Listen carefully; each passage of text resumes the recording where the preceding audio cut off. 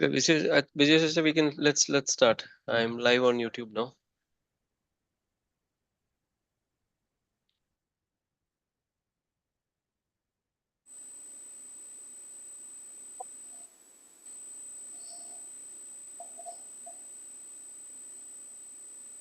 Hello.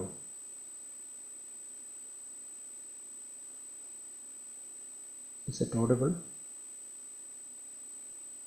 Yes, sister, we can hear you.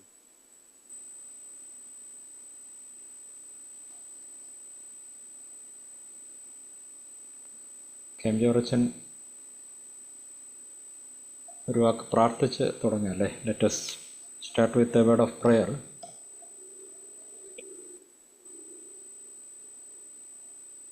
പിതാവിനും പുത്രനും പരിശുദ്ധ റൂഹായിക്കും സ്തുതി. അത് നേരം തന്നെ ആമേൻ. ആമേൻ. ദൈവമായ കർത്താവെ, അവിടുത്തെ വലിയ കൃപകൾക്കായി തിരുനാമത്തെ ഞങ്ങൾ മഹത്വപ്പെടുത്തുന്നു. അവിടുത്തെ മനോഹരമായ സൃഷ്ടിയെ കാണുന്നതിനും അനുഭവിക്കുന്നതിനും ആ സൃഷ്ടിയുടെ ഭാഗധേയത്തിൽ പങ്കാളികളാകുന്നതിനും ഞങ്ങളെ നീ ക്ഷണിച്ചിരിക്കുന്നതല്ലോ. കർത്താവെ, അവിടുത്തെ സ്വരൂപത്തിലും സാദൃശ്യത്തിലും സൃഷ്ടിക്കപ്പെട്ട ഞങ്ങളുടെ ഉത്തരവാദിത്വം ഭംഗിയായി നിറവേറ്റുന്നതിനും അവിടുത്തെ സൃഷ്ടിയെ അതിൻ്റെ യഥാർത്ഥമായ ലക്ഷ്യത്തിലേക്ക് നയിക്കുന്നതിനും ഞങ്ങൾക്ക് സംഗതിയാക്കണമേ. അവിടുത്തെ കൃപയും സഹായവും അപേക്ഷിച്ചുകൊണ്ട് പിതാവിൻ്റെയും പുത്രൻ്റെയും പരിശുദ്ധാത്മാവിൻ്റെയും നാമത്തിൽ തന്നെ ആമേൻ.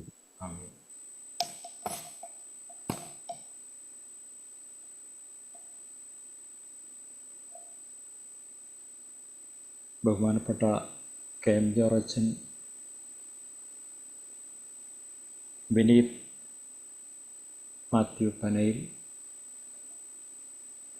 all dear friends.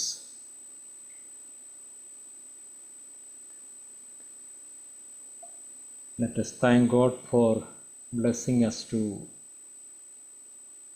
have this online meeting once again. It is after a long gap we are organizing such a program under the auspices of Sobana Orthodox Academy. Last month, January 13th, we had a physical meeting at Manganam Kraistava Ashram, and we had a very lively, dynamic discussion focusing on the new world order and peace, and the main resource person was Professor M.B. Matthias. And today we have a very enlightened, educated and dedicated young resource person to enlighten us regarding the paradox of progress. പുരോഗതിയുടെയും വികസനത്തിൻ്റെയും പേരിൽ പ്രകൃതിയെയും sustainable എൻവയൺമെൻറ്റിൻ്റെ വിഷനെയും നശിപ്പിച്ചുകൊണ്ടിരിക്കുന്ന ഒരു കാലത്തിലാണല്ലോ നമ്മൾ ജീവിക്കുന്നത്. അത് കൂടുതൽ നമുക്കിപ്പോൾ experience ചെയ്ത് വരുന്ന സമയമാണ്.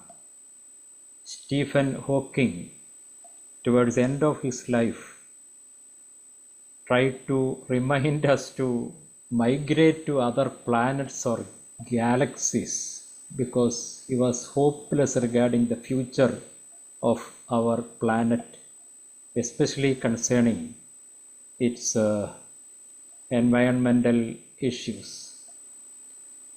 ഇപ്പം നമ്മുടെ പുതിയ പ്രസിഡന്റ് അമേരിക്കയിൽ ചാർജ് എടുത്തു കഴിഞ്ഞ് പാരീസ് എഗ്രിമെൻറ്റിൽ നിന്നുമൊക്കെ പുറകോട്ട് പോവുകയും വീണ്ടും വളരെ ഹോപ്പ്ലെസ് ആയിരിക്കുന്ന ഒരു സിറ്റുവേഷനൊക്കെയും വരുന്ന ഒരു പശ്ചാത്തലത്തിൽ നമുക്ക് ഈ ഒരു വിഷയം ഡിസ്കസ് ചെയ്യാനായിട്ട് സാധിക്കുന്നത് വളരെ റെലവൻ്റായിട്ട് നമുക്ക് കരുതാം.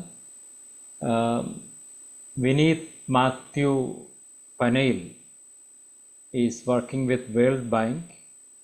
He is a multidisciplinary professional with expertise in engineering, business and sustainability. with a background in aerospace engineering, an MSc in engineering technology and an MBA. He has built a diverse career across industries such as technology, financial services, and consulting, with a particular focus on aerospace, international development, and climate change. His commitment to a sustainable environment is commendable. Over the past decade, Vineet has utilized his expertise in both technology and business to lead initiatives focused on improving aircraft efficiency, optimize aero engine design, and reducing energy consumption and emission per passenger in the aerospace sector. Within the area of international development, his work includes developing carbon offset product initiatives and nature-based strategies aimed at mitigating climate change, preserving biodiversity, and supporting local communities. Vineet's efforts are driven by a broader vision of addressing global warming and tackling sustainability challenges through the intersection of technology, policy, and environmental stewardship. He is an alumnus of Carnegie Mellon University and MIT's Rowan School of Management. His recent research focuses on leveraging AI and behavioral change for climate action, combining innovative approaches from engineering, neuroscience, and art to drive a sustainable change. Kem Jorachan and myself are very close to Vineet's family, and really we are proud of Vineet's not only studies but committed efforts to transform the negativities with regard to the environment today. He belongs, his mother parish is Paliyekara Orthodox Church. Joining Kem Jorachan and all those who are attending today's program, I extend a warm welcome to Mr. Vineet Matthew Panay. Before his talk, let me invite respected Kem Jorachan for an introduction. The Director of Sobana Orthodox Academy, Kem Jorachan. Thank you, Vijay Sachin. I will not take much time. I will add to what Achan has said about Vineet. He is an excellent artist painter, and he can also play the piano very well. He's a trained musician as well, among his other gifts. Now, some people ask me occasionally whether the issue of environment is a spiritual one. Are we Christians or are we religious people interested in for what cause are we interested in the question of environment, ecology, and so on? I would simply say that our concern for environment is our concern for life. That is God's own concern, the life of the creation and its destiny. So now we have a big issue at hand. Now the title of beneath is The Paradox of Progress. Progress is very good according to many people, and all of us enjoy the results of progress. But on the other hand, you have a problem for the environment. So progress and environment, they are in a very sad contradiction. I think Vineet will explain to us in simple language with some illustrations the issue behind the paradox of progress. And then we will have a discussion without taking much time. I invite our young friend Vineet Matthew Panail to make his presentation.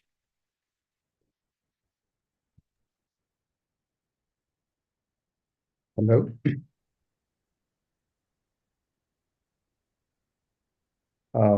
Thank you very much, Achin, for the introduction. My sincere gratitude to Dr. K.M. George Achin and Dr. Vijesh Philip Achin for giving me this opportunity to present a few views on climate change. Now, this is a topic that was very close to my heart since my time at MIT Sloan, and also during my professional experience so far. I hope you can see my screen. So the theme paradox of progress reflects the idea that scientific and technological advancements, while often bringing about positive change, as Achin duly mentioned in the introduction, it can also create some unintended consequences, challenges, or new problems. Now, while I'm speaking today, I'm also emitting a lot of carbon into the atmosphere. And I do hope you kindly forgive me for that as well, because I need to use some systems which are actually not carbon efficient as well. Now, this concept of progress, let me use my laser pointer here. This concept of progress leading to some unexpected challenges were studied by two Harvard scientists by name Jerome S. Bruner and Leo Postman, who's actually not shown here. So they conducted an experiment in which students were asked to identify cards from a standard deck of cards. While most cards were ordinary, a few were deliberately altered, such as the red six of spades and a black four of hearts. Now, you don't really find, a red spade or a black heart in a standard deck of cards. So when these anomalies appeared, some students tried to force it into similar frameworks, but others had a my God reaction. And this phenomena was also aligning with some of the ideas presented by Thomas Kuhn in the structure of scientific revolutions. He argued that scientific progress is not a steady cumulative process, but a series of paradigm shifts. Now, this experiment serves as a powerful metaphor, I believe, for climate change. Why?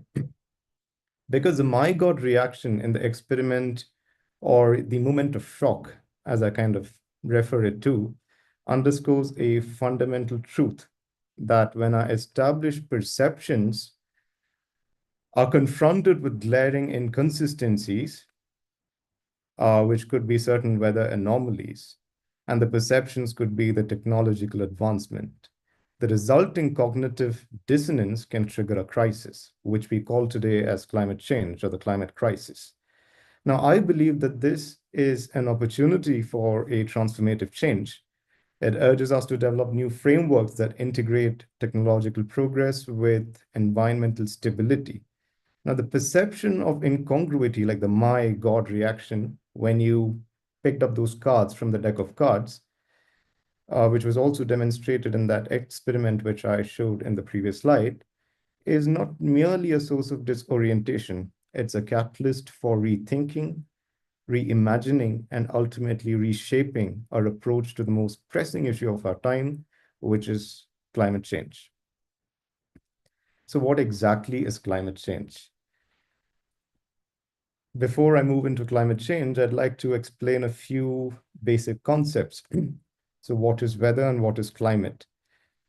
These are very simple terms. Weather is basically the current temperature. So I think the current temperature here is around 30 degrees, and I'm sure in Kottayam it could also be around 30 degrees centigrade. So it's the current temperature that we experience right now. What exactly is climate though then? Climate is basically the average temperature over a period of time. It could be a month, it could be a week or so, etc. So it's basically the average temperature. Now I relate it to, the role of a die. So when we roll a die, the observation that we get on one phase is basically the weather, and the multiple observation that we get on multiple rolls of the die can be, attributed to the climate. So what exactly is climate change then? Basically, it's the long-term difference in the statistics of weather measured over multi-decadal periods. And what is global warming? Let me just erase my ink on the slide.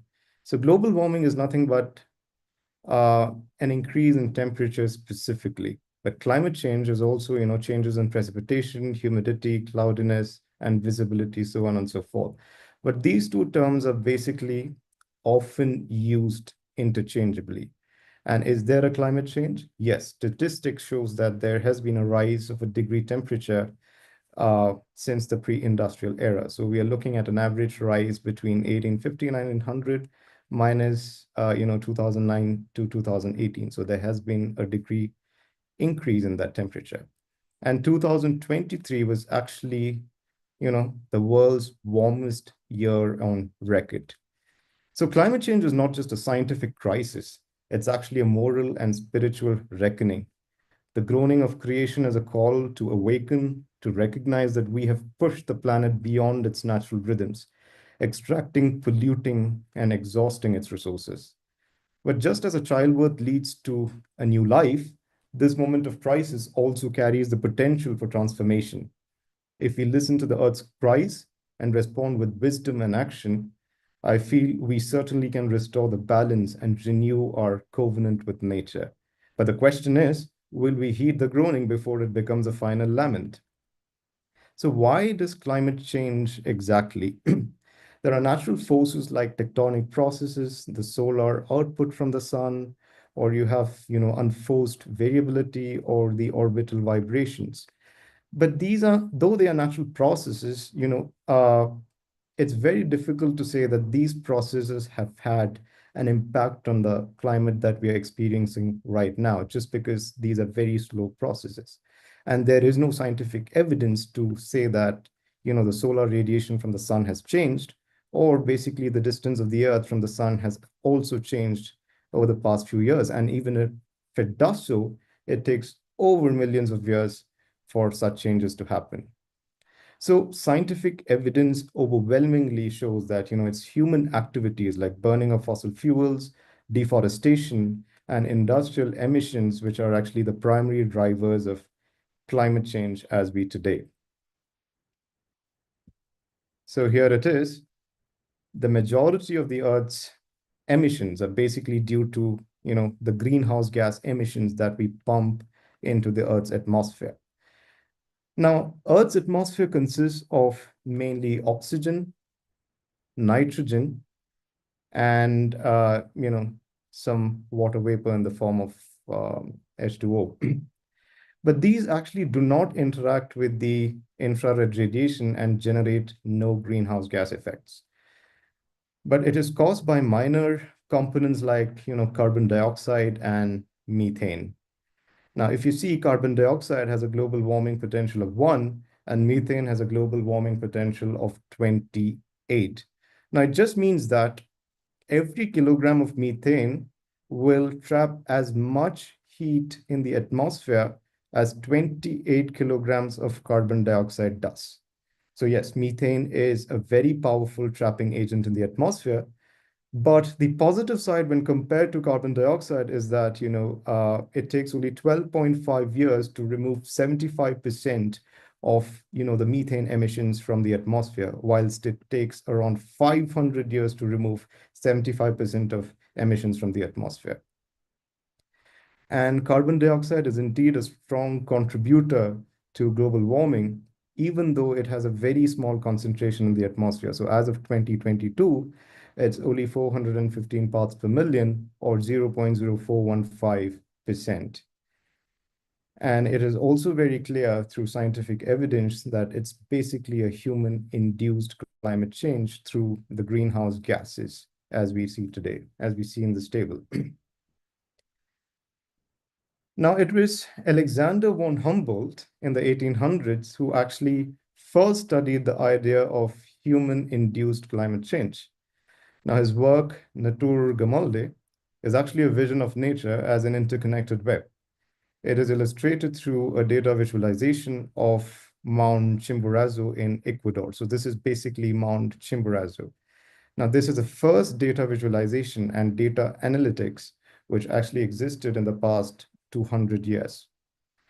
Humboldt actually mapped the distribution of vegetation across different altitudes, temperatures, and humidity levels, comparing these patterns with other mountain ranges globally, because he believed that there is a universal connection between biotic and abiotic worlds.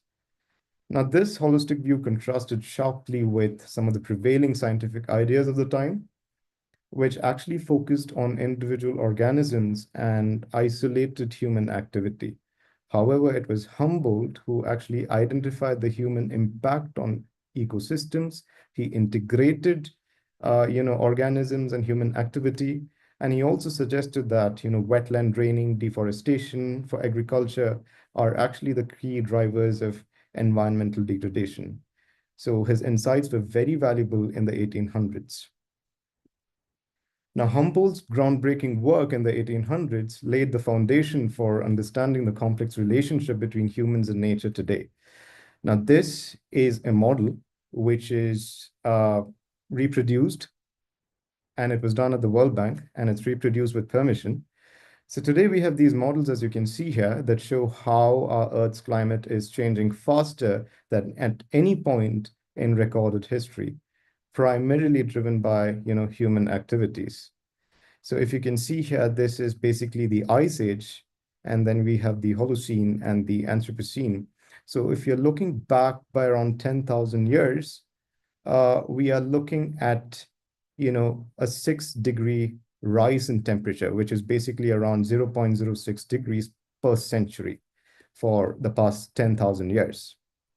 Now, there's also evidence that the temperature has increased by around 1.1 degrees centigrade over the past 150 years. So this is basically 16 times faster than the average rate of warming in the last ice age. So from 1.1, we have from 0.06, we have 1.1 now. So it's 16 times faster. It's actually a very alarming rate. So there is broad scientific consensus that, the unmitigated carbon emissions will lead to a global temperature rise of several degrees as we move forward, or as we move ahead, possibly in 2100. And it poses significant risks to human societies and ecosystems alike. So why do we really have a change? What should we attribute it to? And I'm trying to build on Humboldt's early recognition of human impact on nature here. And I think it becomes very clear that the trajectory of technological progress has played a very significant role in shaping the climate we experience today. From the burning of fossil fuels to advancements in agriculture, transportation, manufacturing, AI, all progress we see today does contribute to, the emissions that we have just seen. While these advancements have brought numerous benefits, they also have intensified the human footprint on the planet, highlighting the need for technical solutions to mitigate and adapt to the climate crisis we face now. And over the centuries, we have equated progress with ever-increasing GDP, industrial growth, advancements in many sectors. But I think this mindset could actually be an illusion.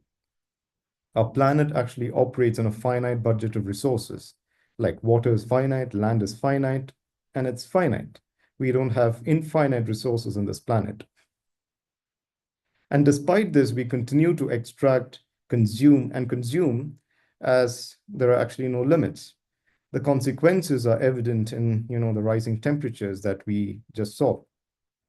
As Elizabeth Colbert highlights in The Sixth Extinction, we are not just altering the planet, we are accelerating a mass extinction. And I think we are looking at a 6th extinction right now. And the story of the Tower of Babel also warns us about, unchecked ambition and its inevitable downfall. But what if we really redefined progress? Instead of pursuing endless consumption, could we focus on regeneration, regenerative mechanisms? The earth doesn't require infinite growth, but rather wise and sustainable development is what I believe. It's time to form new relationships with nature, one that respects its limits while ensuring the well being of everybody. After all, growth without limits leads to collapse, as we see in the Testaments. So I think we must turn our attention to, technological solutions that can build a sustainable future for everybody. However, we also have to confront a daunting reality, the immense burden humanity has placed on, the Earth's breadth. Every year, we emit almost 50 billion tons of greenhouse gases, much of it really from the energy sector, as you can see here, with countries like China and India playing an increasingly significant role in the emissions. So these are the greenhouse gases emissions by sector, and these are basically the carbon emissions by country. So if you can see here, China and India are playing a major role in emitting carbon into the atmosphere. And if you look at 2023, we are looking at around 35 billion tons of carbon getting into the atmosphere. Now, these emissions are not just numbers on a chart. They're actually the consequences shaping the climate of tomorrow, where developing nations have a more creative role to play. The developing nations, including China, India, and such nations who contribute to more carbon getting into the atmosphere. The choices made today, I believe, will determine the world that future generations will actually inherit. So, and I think as we face this challenge, we must recognize the weight of our action and also the urgent need for a change. Now, we are actually standing at the crossroads of human ingenuity and environmental consequence, and we are confronted with a paradox of progress. Technological advancements from AI, genetic engineering to human genome project hold immense promise for the future. But I feel these innovations often deepen the dilemma we face right now. And how do we strike a balance between progress and nature? Like we have the optical illusion, which I've tried to showcase through a Penrose triangle. The more we push forward, the more we seem trapped in a vicious cycle of advancing technology while deepening, the environmental harm. And I'm trying to relate this to eco-nihilism, which is a belief that efforts to address climate change are futile because the damage is too severe. As we grapple with this paradox, I feel the very technologies that we have designed to drive human advancement often comes at a cost to the planet. Innovations intended to improve lives have increased the vulnerability to extreme events. The disasters we face today, from catastrophic floods to raging wildfires, are stark reminders that without a shift in how we approach innovation, progress itself may become a force of destruction rather than a solution. We have had events like the Hurricane Katrina in 2005, the Kerala floods of 2018, the cyclone in Mozambique in 2019, the Australian bushfires 2019-20 again, the Texas power crisis in 2021. And these are basically severe examples of how our advancements have not only failed to mitigate these risks, but have been amplifying the paradox we face now.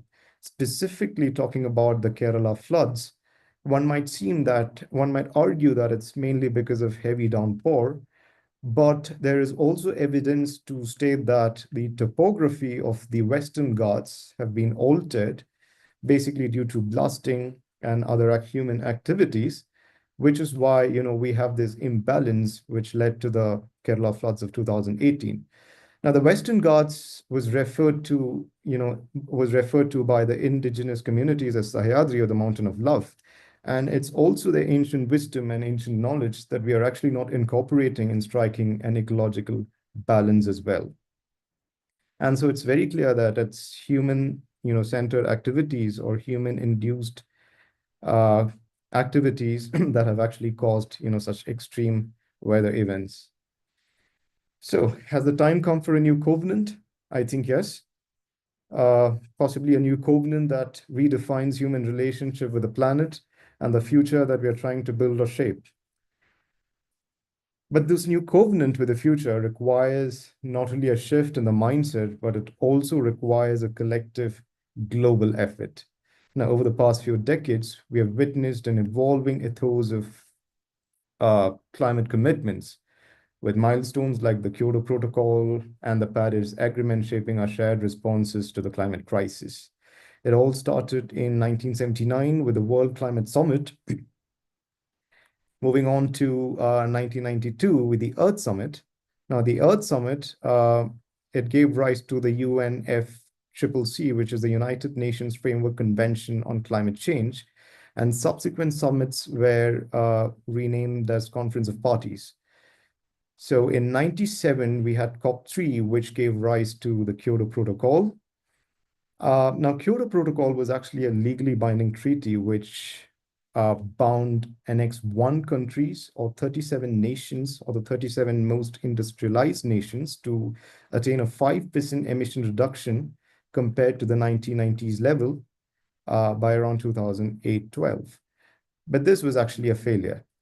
Why? Because it only focused on the developed nations, and it didn't really focus on the developing countries. So the United States never ratified Kyoto Protocol. In 2009, we had COP15, and then in 2015, we had COP21 that gave rise to the Paris Agreement. Now, the Paris Agreement was kind of very different from Kyoto Protocol. Not very different though, but it had something called the NDCs, which are called the nationally determined contributions. It kind of had a peer pressure mechanism where countries had to commit to these NDCs to keep the warming below the 2 degree centigrade target. So it worked on a peer pressure mechanism to put pressure on other countries to commit to certain climate change initiatives. And the 2 degree climate target is a central objective in all these efforts, aiming to limit the global temperature rise to no more than 2 degrees Celsius above pre-industrial levels. And you also have the net zero emission targets, which is meant to, all nations are committed to reach net zero by around 2050. However, recently we saw the United States exit from the Paris Agreement, putting a lot of global efforts and climate action initiatives at risk. Now, these agreements represent a significant progress, yet they also highlight the difficulty of balancing national interest with global responsibility we all share. According to a recent study by James Hansen, who is a leading climatologist in the United States, we are actually on track to reach a 2 degree centigrade threshold by 2045. So there is actually an underscoring urgency. So it actually underscores an urgency for a more intensified action to solve this crisis.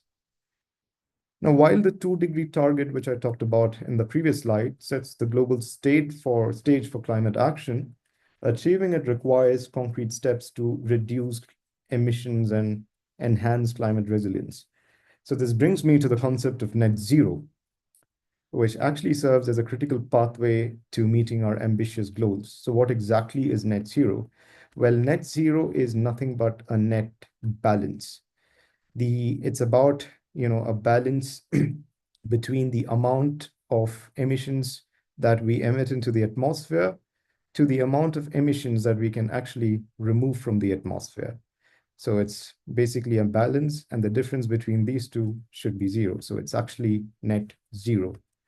And there's nothing zero about it. It's just a balance. The balance should be zero. And, the net zero initiatives are actually important in our climate mitigation, in our climate strategies, which are classified today as three mainly: adaptation, we have mitigation strategies, and we have geoengineering strategies as well. Now, adaptation is basically very simple. We are trying to respond to negative impacts of climate change So basically, if the sea level rises, we are trying to build sea walls and relocate communities from, from the encroaching sea. Mitigation strategies are strategies that we see or that we hear about very often. It's mainly about reducing greenhouse gas emissions or decarbonizing the economy through renewable energy sources like solar, wind, hydro, tidal, etc. We also have, techniques like the net zero buildings, green roofs, carbon capture and storage mechanisms. All these fall under the mitigation strategies. Geoengineering strategies are relatively, I wouldn't say it's new, but there's a lot of research which is going on. And it's all about manipulating the climate system in order to prevent the climate from changing, despite, us continuing to emit greenhouse gas emissions. And it's basically divided into two broad categories: solar radiation management and carbon dioxide removal. To explain what solar radiation management is, I will have to go back a few slides. Solar radiation management is about, injecting sulfur into the stratosphere here. So we have our stratosphere. So we are trying to inject sulfur into the stratosphere. And due to a certain reaction, a chemical reaction, the idea is that it's going to reflect back all the incoming radiation. So we are trying to engineer here so that less amount of radiation reaches the Earth's atmosphere. But there's still a lot of research to be done in this area. So there's another category called, carbon dioxide removal, which is nothing but planting more trees. But, trees are actually storehouses of carbon too. So when there are a lot of these wildfires, a lot of carbon gets emitted into the atmosphere. And another example of geoengineering is called BECCS. It's called bioenergy with carbon capture and sequestration. It's a process where, plants are grown. Sorry, I'm a terrible artist here, but please bear with me. It's a process where, plants are actually grown and they kind of capture carbon from the atmosphere and they're burnt to produce energy. And the resulting carbon dioxide is basically captured and stored deep underground in certain geological formations, such as depleted oil and gas reserves. Now, these strategies like adaptation, mitigation, and geoengineering, they work together in a broader climate response, each addressing different aspects of the crisis as we aim for, the net zero emissions. Here, I've tried to highlight a few examples of the mitigation strategies that we saw right now, which I feel are important also for our state of Kerala. I think regenerative agriculture, marine permaculture, ocean farming, and architecture with alternative to cements could be good ideas for our state of Kerala.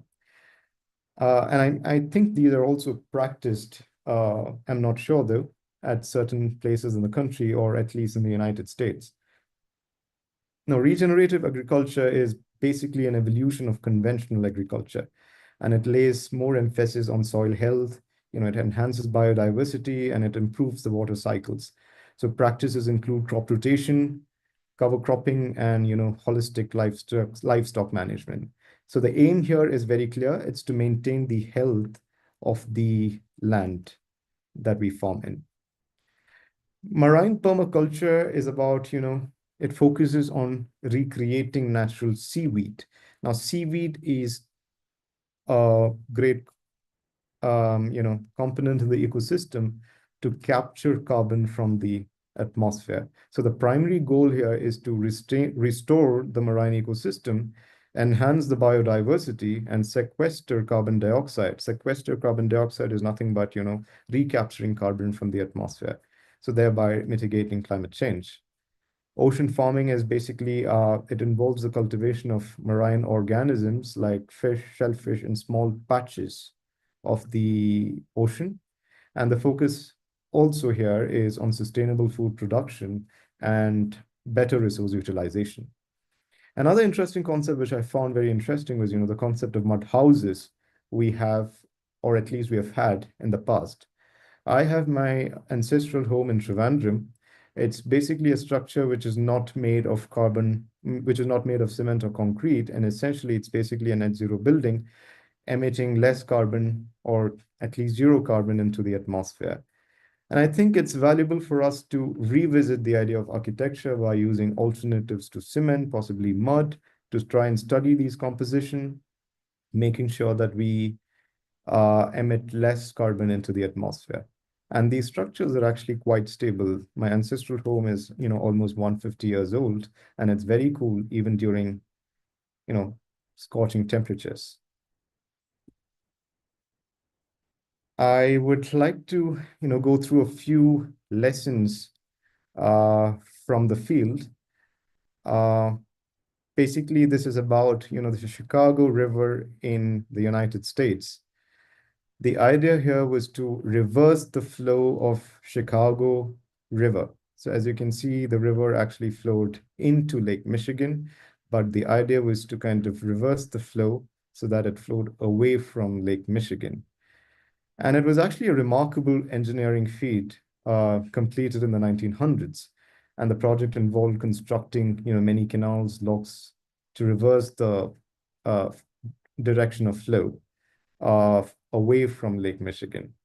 And this drastic measure was undertaken to improve, public health by preventing the sewage from flowing into the city's drinking water supply. Now, the project had, whilst there was progress, it also had, a lot of disadvantages.